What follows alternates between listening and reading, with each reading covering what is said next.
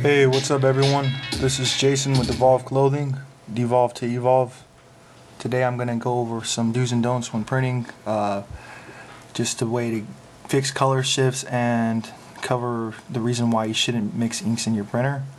Here's the image right here that I have on the screen.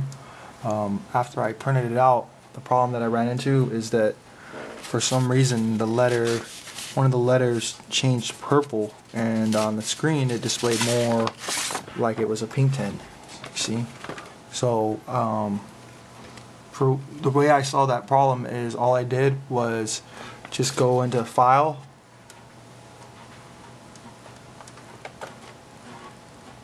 Print, and went right over there to the setting, Photoshop Manage Colors. By default it's on Printer Manage Colors, and when you print that way usually you're going to get a color shift, so make sure that you put Photoshop Manage Colors.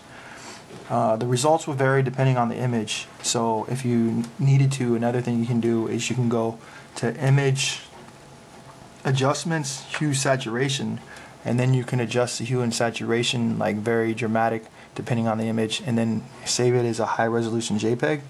And if you do that and print it from the default photo viewing application like Windows Photo Viewer, you can get a more accurate printout. The next thing I want to cover is why you shouldn't mix inks in your printer.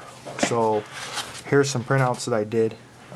First I had pigment ink in my printer, then I started putting some sublimation ink, and this is what happened. Normally if you're going to do that, you're going to want to clean the heads out first, or you can possibly damage the printer beyond repair. Thankfully this issue was pretty easy to resolve.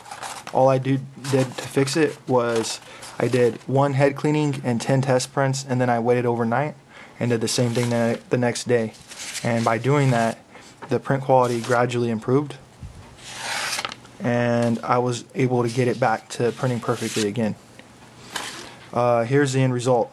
The last thing I want to cover is the color shifts that you encounter when printing with different types of ink. In specific, the ink that I'm talking about is the affordable ink. A lot of people buy really affordable ink and then they expect it to print perfect like expensive ink. That's simply not the case, so you're going to need to compromise. As you can see, compared to the dye-based ink